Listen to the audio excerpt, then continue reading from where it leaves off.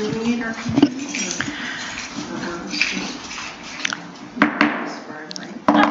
I'd like to bring this meeting to order. Committee of the Whole agenda for the City of Merritt, Thursday, March 3rd, 2022. And I'd like to begin by acknowledging that we are gathered on the traditional, ancestral, and unceded territories of the Inkla, Katmaks, and Syilx people. And I'd also like to welcome John Passmore as part of our building crew. And I don't know, John, that you have met the rest of council? A couple over when I first showed up, but no, I just Adam and yourself and Tony briefly and more in passing, and that's it. Okay. John Passmore is working with Don MacArthur. You passed the test in the end. That's what counts. We're having trouble with the relocation of data today. I have an adoption of the minutes, 2.1, Committee of the Whole, February 3rd, 2022, and I need mover and seconder. Christopherson and White, and that the minutes of the Committee of the Whole meeting held February 3rd be adopted, and errors or omissions, seeing none, all in favor, opposed, none, carried. We move right into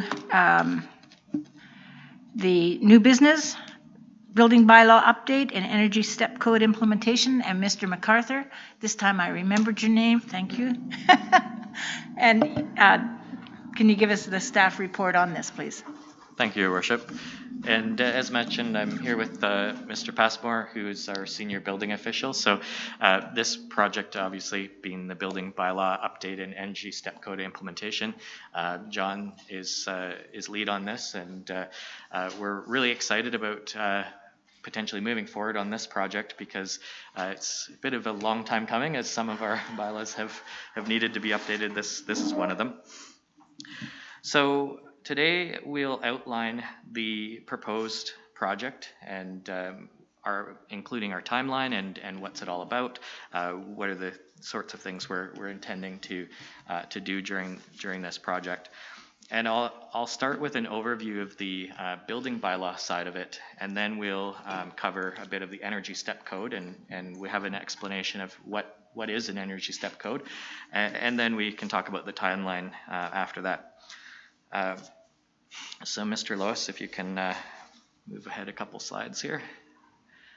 So let's get right into the building bylaw update. So next slide. So the building bylaw itself was adopted in 2003, so about 20 years ago now, and there's been a lot of changes in BC since then. We have well, at least one, and actually a couple iterations of the building code have been introduced, the most recent back in 2018. So there's some changes in the bylaw that need to be made to obviously align with the code.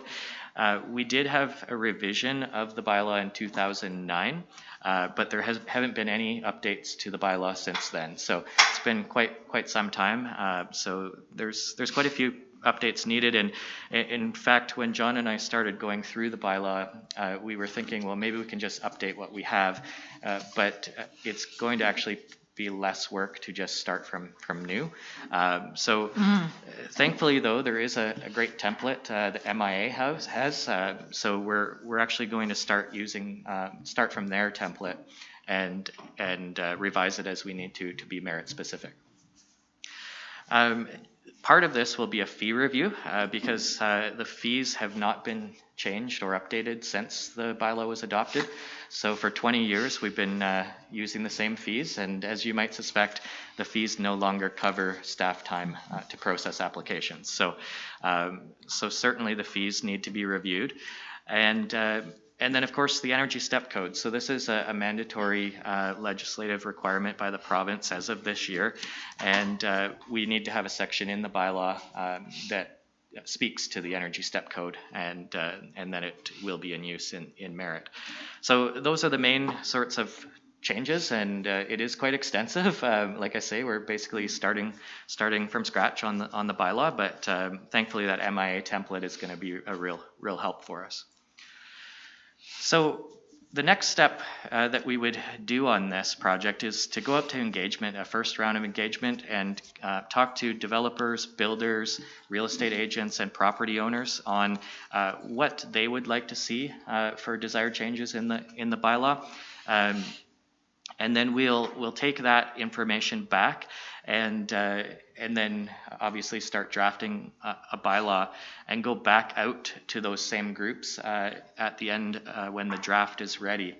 And that way we can hopefully get some buy-in from developers, builders, property owners, real estate agents on this because these changes will affect these groups, right? Whether it be the fees, whether it be some of the changes with the code. Obviously, the energy step code is a big change because this municipality, a lot of the builders haven't been doing step code. Some of the larger developers have, they because they're maybe from the Fraser Valley and they're familiar with it, but some of the local builders won't have that knowledge or that experience, and so we want to make sure that this is sort of integrated into their processes as possible, that we have that buy-in so that we can make sure that everyone is as happy as possible with this process. We're going to do both in-person and online engagement methods. So we have a workshop that we're planning for later this spring and also an online survey as well. And that would be for both of those rounds of engagement. So for the writing itself, there's a couple ways we can do this. Staff would prefer that there be funding for a consultant, and that funds that we're going to be asking through the budget process is $20,000. That's what we've sort of asked for. The advantage of that is that right now we're pretty busy with flood applications for building permits, and we know as we get further into the spring, it gets right into our peak building season, and so our building staff get quite bogged down with their regular duties. And so if we're having to also write a bylaw at the same time, it's going to lengthen this process. So we wouldn't be able to meet our proposed timeline for this project if staff are writing it. But that is another option, right? Where we do have the technical ability to write it. It's just the project itself would take a longer amount of time. Instead of writing the bylaw from April to June, we would probably spread that out till April to September, and then the adoption of the bylaw instead of being in August is what we're hoping for. The adoption would likely be late this year or early next year if staff are writing it a-house. So we're leaving that with council discretion through the budget process, and which way you want to go, we're fine with it, and we'll move forward with the project either way. But even with a consultant, we're still going to use staff time. It just won't be as much of staff time. Correct. That is correct. Yeah, that's a really good point. Because obviously we still have the review that we have to do. We have to manage the consultants and all of that. So it does cut some of the time, but it doesn't eliminate staff time. So that's very important. Okay, so that's basically the bylaw, the building bylaw in a nutshell, kind of where we're at. But I do want to spend some time on the energy step code because this is a bit of a new concept. It's been a voluntary program for the last 5 years, and a lot of municipalities have signed up for it already. But as of 2022, it's now a mandatory requirement that we implement. So, and there are a lot of advantages and why we would do that. But first, let's talk about what is a step code. So, Mr. Lois. So the main difference is prescriptive versus performance. So you can think of the energy step code as a performance-based measure to build a building. So at the end of the day, does that building meet a certain energy standard? And if it meets the energy standard, there's different ways that you can build that, different materials that you can build it. But at the end of the day, it's all about the energy efficiency of the building. The existing building code in contrast is very prescriptive. It tells you exactly what you have to do and what you can do and what materials you use and all of that. So that's sort of the difference between the two. Now, Part 9 buildings, so single family, duplexes, townhomes, these sorts of buildings, the builders would utilize an energy advisor. This is a newer position that was created, and that person is going to do energy modeling and also a blower test to make sure that the home is sealed and it's meeting that energy standard that it's supposed to be meeting. For Part 3 buildings, these are apartment buildings, commercial buildings, industrial buildings, etc., so those larger scale projects, they would continue to use a building envelope consultant or building scientist, and those professionals would be doing that analysis and making sure that their projects are meeting that energy requirement. So, but there are two separate step levels for the Part 9 versus the Part 3. At the end of the day, it's all about energy efficiency, and each level on the ladder is a higher level of efficiency, right? So to explain it maybe a bit clearer, the province has created a short video here, so we'll just play this for you. It's about 4 minutes, and you'll hopefully have a better idea. This is a net zero ready home. It's comfortable, it costs less to heat and cool, and it's ready to supply its own energy needs in the future. By 2032, all new houses built in British Columbia will be like this home, which is approximately 80% more efficient than those built to the current 2018 BC Building Code. In 2022, houses will need to be 20% more energy efficient than those built to meet the requirements of the 2018 BC Building Code.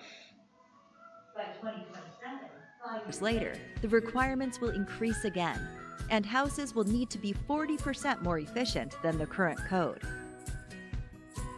To prepare industry and local governments for this progression, the province of BC has introduced a clear pathway called the BC Energy Step Code that aligns with the Clean BC strategy released in 2018. Here's how a single-family Part 9 home is built to the BC Energy Step Code. All steps of this standard encourage the involvement of an energy advisor and require energy modeling, starting at the design phase of a new build. The energy model guides the air tightness, heating needs, and mechanical efficiency required to meet a certain step of the Energy Step Code. The requirements vary by the different climate zones of the province. To help builders in every zone achieve energy efficiency that matches their context, the Energy Step Code adjusts to local climate. This is important because a home in Prince George may require different solutions than one in Vancouver, and a home in Kelowna may have different needs than one in Kimberley. Let's look at the steps. Step 1 requires an energy model, but the required energy performance is equivalent to the 2018 BC Building Code.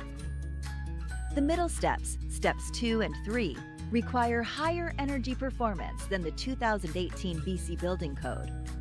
To achieve these steps, building, design, and trades professionals can often rely on conventional building techniques with careful air sealing practices. They should collaborate with their energy advisor at the design phase to select the most cost-effective way to meet the requirements.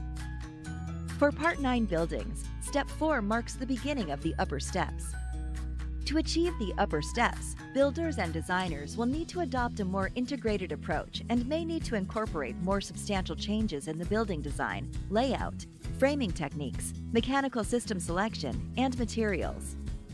Remember, by 2027, about 40% greater efficiency over the 2018 BC Building Code will be required province-wide. The top step in the BC Energy Step Code equates to a net zero energy ready building, which is up to 80% more energy efficient than today's typical new building. To deliver on these new requirements, builders in British Columbia will need to refresh their skills and take a fully holistic approach to each project. The BC Energy Step Code will bring 3 key changes to the building process. 1. Involving an energy advisor and conducting energy modeling for every build. 2. Testing air tightness and achieving minimum performance levels. And 3. Using the performance pathway to achieve energy targets through performance measures instead of prescriptive requirements that were commonly relied upon previously. Everyone, builders, local governments, and clients, can benefit from knowing how the new buildings stack up because of the performance measures built into the standard. Meanwhile, BC's buildings will become more comfortable, energy efficient, lower cost to run, and contribute to a low-carbon, climate-wise future. There are a number of resources available about the BC Energy Step Code. To learn more, visit energystepcode.ca.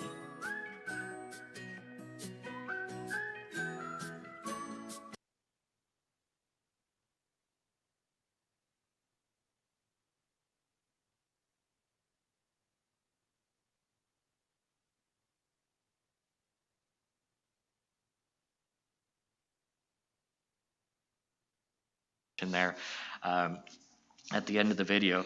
But buildings in Canada contribute 13% of greenhouse gas emissions. And in some communities, it's higher than that. So communities that have more single-family housing, that have older homes, likely have a higher percentage of emissions than that Canadian average. So it's quite a significant amount of the emissions that are, that exist in the country. So this is one of the challenges, is to be able to build more efficient homes and have a positive effect towards climate change. The other part of this, of course, is that it's a provincial requirement. So we are required to have this in place this year, and they do also say, as it was described in the video, that we need to be at step 3 this year for Part 9 buildings, and it's step 2 for Part 3 buildings. And we are at step 1 unofficially right now. Right, the BC Building Code is unofficially step 1. So going from step 1 to step 3, it's not actually a large jump. It's that 20% efficiency jump. The larger steps will come in a few years when you go from step 3 to step 4.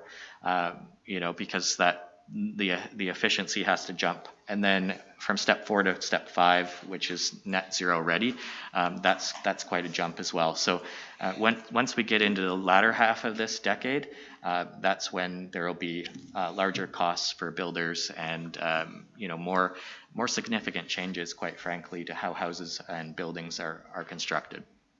But for now, step 3 is where we're at. So what have sure. And I saw a few faces around that, and I know you guys are immediately thinking cost and housing crisis as part of this, and that will be, it absolutely is a consideration, but a lot of this is making sure that homes are sized correctly, is a significant part of this, so that it may not be the case, as you saw, that you have so many 4,000 or 5,000 square foot homes with peaks and things like that. If you have homes that are smaller, they can be more energy efficient, less peaks, etc. So part of why this is delayed is, of course, you need time for builders to adapt, but technology can and will get better, and practices will change because there needs to be an attempt to try and keep costs down in the process.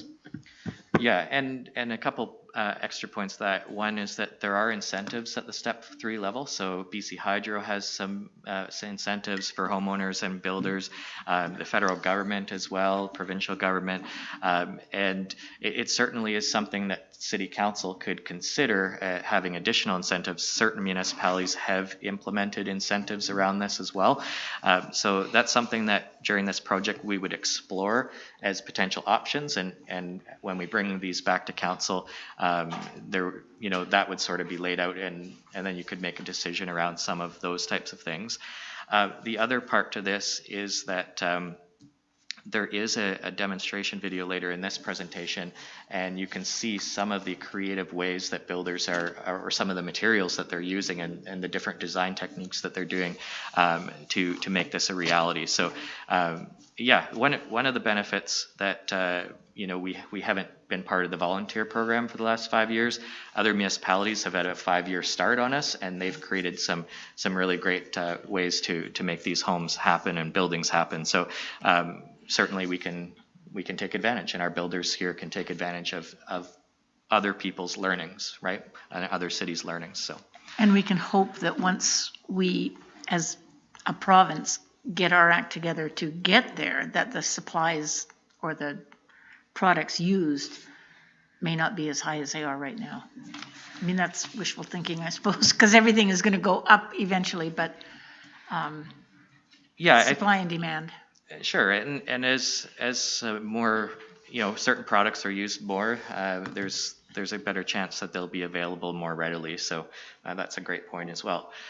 So just on the next slide here, I wanted to just touch upon some of the other municipalities. Richmond was the first municipality in BC to implement the STEP code, and they did it voluntarily in June of 2017. But there's been a number of municipalities in the interior, in fact, almost all of them in the interior, that have now implemented the STEP code to some level. Kelowna Kelowna and Penticton were the first, followed by Kamloops, but Vernon, Peachland, West Kelowna, Summerland, Lake Country, many municipalities were fairly early adopters. Now, they hadn't necessarily implemented to step 3 like we're talking about now. They might have just had it on the books. They were at step 1, and step 1 wasn't really different than the regular BC building code. But a lot of these municipalities are now at step 3, Kelowna, Penticton, Kamloops, etc. So if you want a list of all the municipalities, that's the link there. Feel free to browse that website, and you can see what all of the municipalities in the province have been doing for this.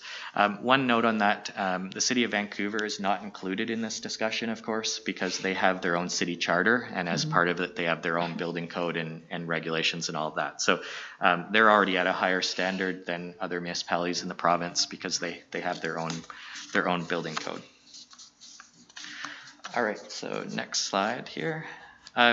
So you saw a little bit about the steps in the presentation or the video there, but this is what the province has outlined for municipalities. And that's, again, the Part 9 buildings, so single-family duplexes, townhouses, that would be at step 3 this year, and moving up towards step 5 being the net zero ready homes by 2032.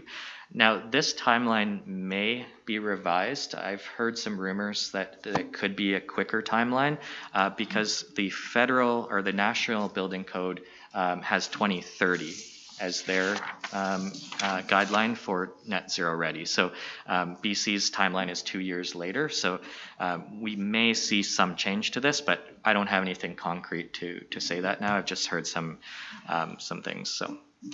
And of course, Part 3 buildings, step 2, 3, 4. Step 4 is the highest there, but again, that's that 80% net zero ready efficiency. And we have this video. This was created by Langley. They have a builder that they've partnered with to create a demonstration home in Langley, and then other builders and property owners can come in and take a look at the home and get a tour and find out about how what techniques and what methods to build. And conveniently, they've also created this video for municipalities to use and builders to take a look at. So we'll take a look at this one. It's about 7-8 minutes long, I believe. If you want to sell online, make sure you stand out. Go to Wix.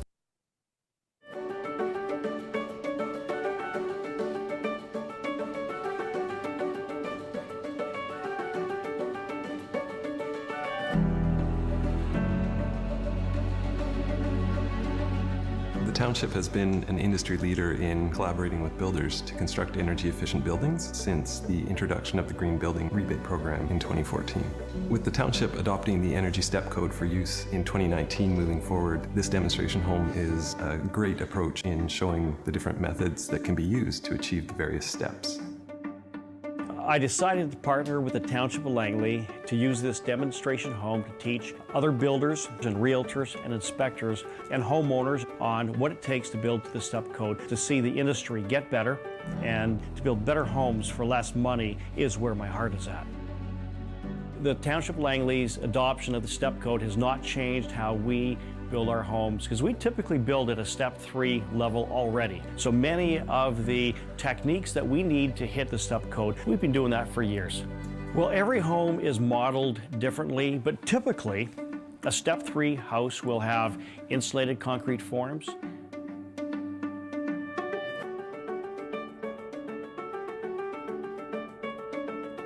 We always put an HRV in.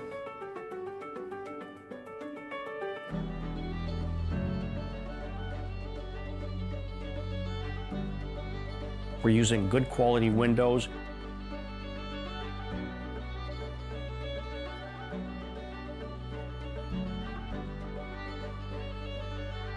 And we'll do something like exterior rigid insulation as well to create a better thermal break. This project demonstrates the shift away from traditional prescriptive building code requirements and moving towards performance-based requirements, and how paramount early design decisions are in achieving overall energy efficiency. The first thing is we have to get our energy advisor involved early. They're going to be meeting with the designer. They're looking at the conceptual designs to make sure that we're not handcuffing ourselves later on, making it too cost prohibitive to hit the step level that we're aiming for.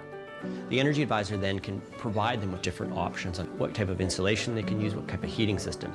By having that back and forth where they can provide the options between the builder and energy advisor is going to really help them hit their step code target. It takes strong leadership from our site manager to make sure that all the trades are doing what they need to be doing to meet the step code we're aiming for. It doesn't have to be expensive if you've thought it through. Most of the things that we're doing in construction already can be used and just tweaked a little bit. Clay has been using insulated concrete forms for quite a few years. This wall is between R25 and R28. What's cool is you don't have to strip these forms. They're here. You've already got your stud wall and everything to hang your gyprock off of. You don't have batt insulation and poly and wood up against a wall that might be wet and cold. So your building science issues are gone when you use this. Building airtight homes is definitely possible if you start with a plan. Planning your air barrier from the start is essential for you to hit the step code targets. Fortunately, we were able to use the spray foam on this house. I knew that if we were to bring spray foam all the way from the bottom, basically connecting it to the insulated concrete forms in the basement and bringing it up and over the roof and back down to the concrete forms on the other side of the house, I know where my air barrier is. And it's really important to know where your air barrier is going to be. So 2.5 to 3 inches of this open cell spray foam is an air barrier. The studs are an air barrier. So you'll see caulking along each of the joints where they're ganged together. Basically from the spray foam connected to the plate connected to the floor, and then on the underside of this there's a gang spray foam. So that's a continuous connection. In this case, this is over top of a garage. Our air barrier could have been the plywood, all sealed joints, but we've got spray foam to the underside. Focusing on how you're going to achieve it from the beginning, working with an energy advisor, getting their advice, and doing a mid-construction blower door test is a really key way of making sure you hit the step code target. A home that has air leakage is leaking moisture, and when moisture enters into a building envelope, it can create issues with mold, with rot, and that can impact the structural integrity of the home, but also the indoor air quality inside a home. Building airtight homes is definitely possible if you start with a plan, and especially pay attention to the way you're going to provide air to the house for the occupants. It's an absolute necessity these days, the way we build houses. Circulating air has great advantages for heating and cooling and dehumidification, but circulated air is not ventilation air. We must treat ventilation as its own trade and its own system, and that every house needs ventilation for the health of its occupants. So what an HRV does is allows you to have a ventilation system. It's keeping fresh air coming in, but it's warming that air as it comes in with the air that's being expelled out. The air is being circulated frequently, so it's taking any allergens out of the air as well. So it's a very efficient way of ventilating a home that just so happens to also consume less energy and produce less greenhouse gases. If you have a look through this house, the equipment that you see in the attic would have taken probably a room at least this size out of the rest of the building area. And at today's prices for building, that's tens of thousands of dollars of space. So this is where conditioned attic spaces are, maybe in the future becoming more popular because you're utilizing what would be underutilized space for heating and equipment that you don't really want to have in one of your rooms that you might be able to walk into. Building a solid building envelope that's reducing air leakage and having the right ventilation, put all those things together and you have a healthy, low energy consuming home. The hands-on approach of this demonstration home project is unique in that it has allowed participants to view the construction at various stages throughout the dwelling to understand the full realm of construction. So the workshops put on by the Township of Langley have been highly informative, and I think overall it's going to benefit the community and the public that the builders and the consultants are able to share ideas and different techniques in introducing some of these new requirements into the construction of the houses. As a realtor, our buyers that we work with rely on us to educate them and make them aware on what they're buying and why one house is priced differently over another house. The long-term value in a home is how it was constructed and how it was built. And so to come to an event like this where it teaches us how we can pass that knowledge on to our clients is definitely valuable. The township offers incentives not only for voluntarily achieving higher performance levels in the Energy Step Code, but also for mid-construction blower door tests and even energy modeling rebates. As we move towards the net zero energy ready goal for 2032 in the township, we look forward to buildings becoming even more energy efficient. BC homes construction industry, we're leaders. Across Canada, they are looking to what we are doing in BC. So I'm very excited to be building to the Energy Step Code. Our homes, they're getting more efficient, they're healthier, they're more comfortable. We have a lot to be excited about in the construction industry and what our homes are going to look like in the future.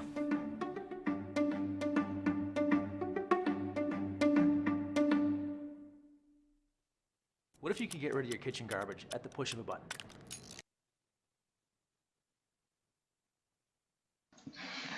So that gives a bit of a more detailed overview of sort of how these homes are constructed and what they look like. And as the builder there mentioned at the beginning of the video, a lot of the things that they are doing under Step 3 are very similar to what they were doing previously, right? So there's not as many changes at that level. It's going to be further down the road here where some of the bigger changes will happen. So the next steps for staff would be to continue with some of this background research and putting materials together for our engagement process. So we would be doing that whether we have a consultant or not. So that's what we're looking at doing over the next month or so. And then from there, Craig, if you want to go to the next slide. We would have, very similar to the building bylaw, 2 rounds of engagement. These would be done concurrently with the building bylaw engagement. So obviously the building bylaw update and the Energy Step Code go hand in hand, so it makes sense to have these 2 done at the same time. The difference, though, and Mr. Lowe's next slide, is for the building bylaw, a lot of the staff time is before the bylaw gets adopted, drafting the bylaw and all the engagement processes. The Energy Step Code, a lot of the work comes for staff after it's implemented, because we need to have educational campaigns and having meetings with builders, real estate agents, homeowners, etc., so that everyone is sort of aware of what this means and what responsibilities or what information they need to make this happen or make it a reality. So a lot of that would be sort of post-adoption of the building bylaw. So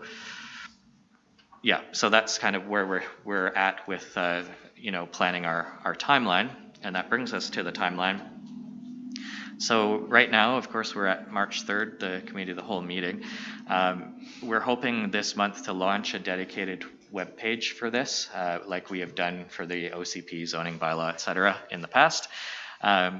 We're hoping to, again, create the engagement materials over the next little bit here, and then to have in mid-April our first round of engagement with builders, developers, real estate agents, and homeowners or property owners, and then from there to hopefully start drafting the bylaw in late April.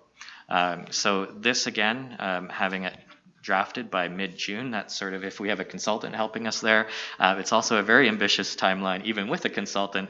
But because we've already started off this MIA template, we have something to start with. It's not like we're starting from from a blank page.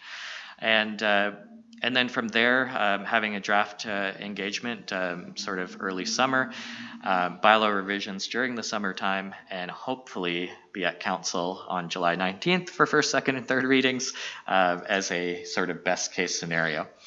And then, of course, in the fall, as I mentioned, after implementation is when a lot of the Energy Step Code campaign would be taking place. So I'll leave it there for now, but I'm sure Council has some comments, questions, clarifications, so I'll turn it back to Your Worship. With this timeline, we're absolutely saying there will be no emergency operation team in place this summer, and hopefully there isn't. Yeah. But barring a normal work year. Yes, thank you, Your Worship. This timeline has no contingency built into it. Yeah. That's for sure. So if there were any projects that came up, if there was, touch wood, we don't have any EOC related events in the summertime. Those sorts of things would potentially derail this timeline for sure. Okay, and Councillor Christofferson, and then Councillor Richard. Yeah, a really interesting presentation. I'm looking down the line. The first thing that kind of occurred to me is it's a really good rationale for the building codes updates and energy costs and all that. I'm just wondering what the impact on the construction costs are. The sample they gave in there looked like a pretty high-end home. But implementing them into more merit type homes and stuff like that. What's anticipated as the impact on construction costs? Is it going to make homes more expensive to build, or are there unforeseen savings down the road operationally? Thank you, Councillor Christofferson, through Your Worship.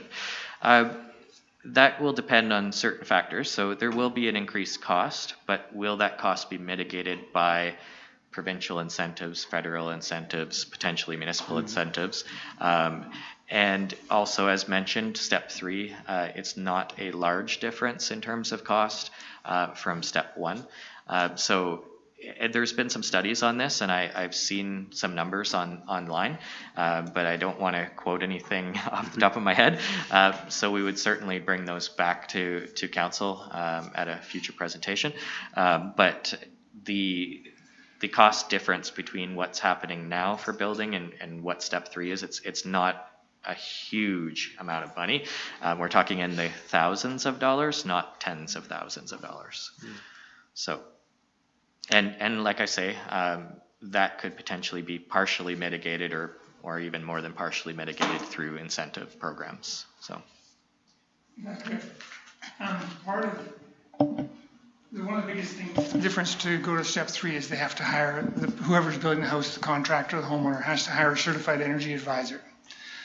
So they are out there. There's not an abundance of them, kind of like engineers. In Merritt, there's no engineers. In Merritt right now, there's no energy advisors. There's one, but he doesn't want to do it and is not practicing. So they will have to shop outside. The Lower Mainland builders will get one from the Lower Mainland. Others might get them from Kelowna. So there will be that challenge. Those bodies, they're out there for sure. There's just not an abundance of out there. They're not looking for jobs because they've got all they want. So that's a challenge. But that part is coming regardless. That's mandated by the province. One of the bigger things is that the step code's coming, the certified energy advisors coming. This is just putting it slightly ahead of what the province is coming down with the hammer on regardless. Yeah, and you'll see there the date is 2022. The province hasn't been clear with us whether that was January 1st or December 31st of this year, but regardless, it's this year. So that's the thing. So at some point here, the province is going to be saying you have to do this, and they're saying it's this year. We just don't know what day it is. So we're going on the assumption that we need to have this in place before the end of the year. And because that's all the communication that we've had on it.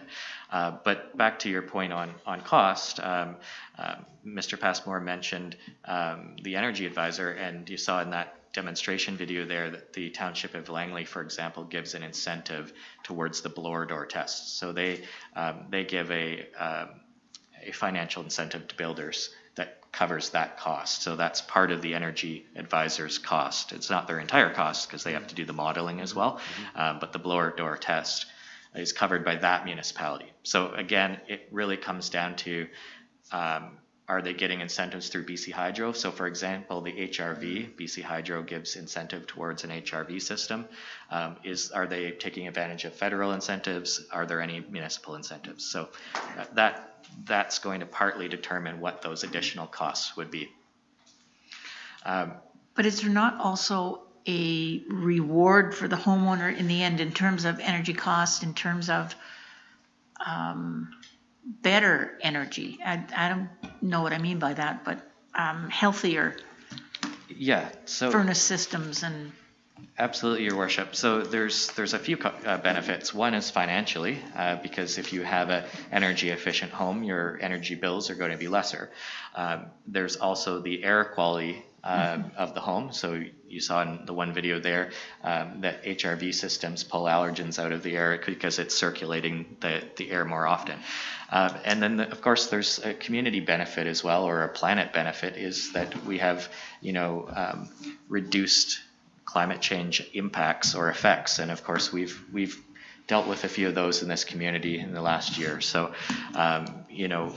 going towards this is something, as citizens, it's something that obviously is going to help, hopefully over time mitigate some of those climate change impacts that we've been facing as well. So, so there are certainly benefits. So that there's the on the one side, yes, there's additional costs to this.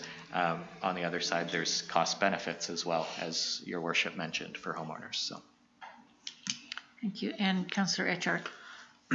Has the federal government decided, or provincially, how this is going to affect existing homes that maybe do a renovation or sustain fire damage where they have to rebuild in 2022 or 2027? And if they have, say, a certain threshold of damage, if they have to fall into refurbishing the home to the full standard or partial or anything like that? Thank you, Councillor Etchart, through Your Worship. That was multiple questions there, so I'll try to go one at a time. We haven't had any information around existing upgrades to homes. That's not something that's covered under this. This is for new home construction, or new building construction, I should say, because of course commercial, industrial buildings as well. In terms of homes that are torn down or burned down, or other instances of being destroyed in some way, new construction is new construction. So obviously, if you're building a new home, you would then be subject to this. So that is a consideration for sure. But it's something, as Mr. Passmore mentioned, that it's here. So it's not something that's being can be avoided. It's a provincial legislation. It's also national, because it's in the National Building Code as well. So it's just something how the building industry is needing to adapt.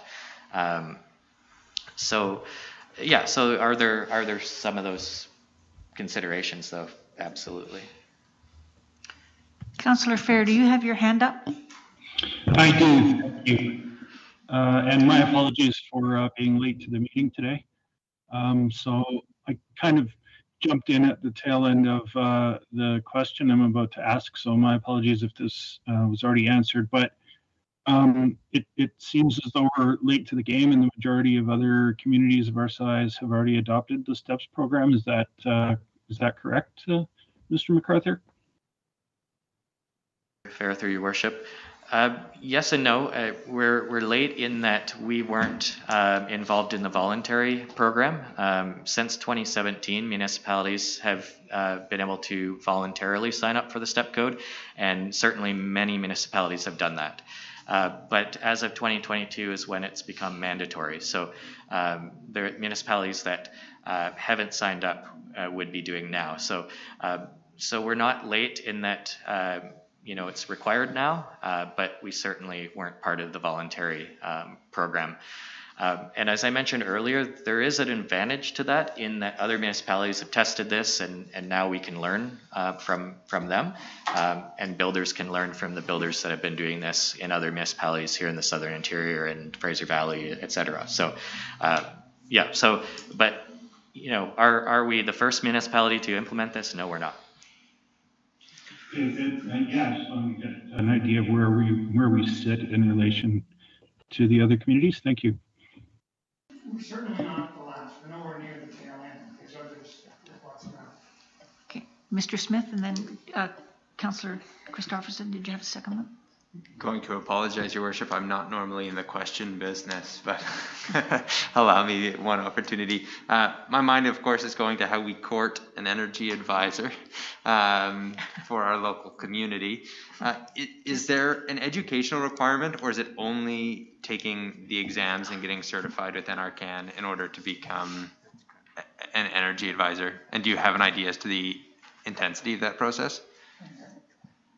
The exams and the courses are fairly, I think, straightforward. I've looked into them for myself. The challenge, I think, for people is it's a mentorship program as well. So not only you do the courses and put that money in and buy the Hot 2000 program and things like that.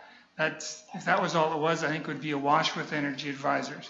It's getting somebody to mentor you, and it's not just a one house mentorship. It's a bigger process. Yeah, good. I was looking on the website, and it's talking about the affiliation with service organizations, and that's exactly where things get nebulous. So that's functionally a mentorship system. Yeah, and just to add to that, Your Worship, the website here on this presentation that we provided, betterhomesbc.ca/EA, that's where the list of energy advisors lives. So in both Kamloops and Kelowna, they have multiple energy advisors, but as Mr. Passmore mentioned, as of today, we don't have any registered energy advisors in the city of Merritt. So. Okay, thank you. And did we lose Councillor Fair? Oh, okay. And Councillor Christopherson for the second question. Thank you. I'm just, are we aware of our present builders that are in Merritt? Are they aware that these changes are coming, do you think? How we get them on board if they're not, and what the reactions might be from ones that have been experienced in building all along, and this is the way that we do it. Yeah, thank you, Councillor Christopherson, through your worship. Yes, in general, they're aware. The builders who are from out of town, especially from Fraser Valley, Kamloops, Kelowna, obviously they've already been doing step code at step 3, so they're very familiar with this. But local builders who are based here and build here haven't been doing it. So, but are they aware? Yes, in a general sense, because obviously builders talk to one another, and they've certainly talked to us. And so anytime it comes up at the building department, we're talking to them about it. But do they potentially need more information and education and that sort of thing? Yes, that's also true. So that's why I mentioned the education campaign component of this is going to be really important, both through the project, through engagement, but also after the implementation of it, so that they're aware. And the energy step code website that the province created has a lot of resources on there for builders. There's an entire page of resources for design guides for builders, and lots of different videos and PDFs of informational materials. So there's a lot that we can provide to builders, a lot that they can read through or watch videos. We saw 2 short videos today, but there's more on that website as well. So there's an extensive amount of information to bring them up to speed, but in a general sense, do they know about it? Yes. Could they use more information about it? I'm sure. So we'll work to do that. Kind of gut reaction, do you find that they're supportive of the coming changes? Well, I'm not sure if it's about support or whether it's about that they have to do it and they realize. Just like they have to with the BC Building Code, builders have to meet those standards. So this is a new standard that they have to meet, right? And so, have there been questions around the costs that you alluded to earlier? Yes, there's questions do come up for sure. But as the one video showed there, the builders that are doing it, they've found ways of mitigating those costs, and also a lot of what they're already doing, they're already meeting parts of that step 3 anyway. So I think the unknown is always scary for people, right? So once people have more information about this, then they'll see that it's not it's not as scary as it might seem. So okay, thank you. And Councillor Fair, did you have a second question? No, I did not. My apologies. I think I forgot to put my hand out. And any other questions here? Seeing none. Does that complete your presentation? Yes, Your Worship. If there's no other questions, then we'll proceed with the preparation for the engagement, and then as we work through the budget process, we'll have more clarity around that and move forward either way. So thank you very much for your time on a Thursday afternoon. Really appreciate it. And we appreciate the fact that you've updated us on this as well. And we know that this time frame you've chosen is tight. Yes, it is. And that there is no room for anything. So should something happen, we're prepared to, we know that there could be an extension needed. Okay, well, thank you. Thank you very much. And this meeting then is terminated.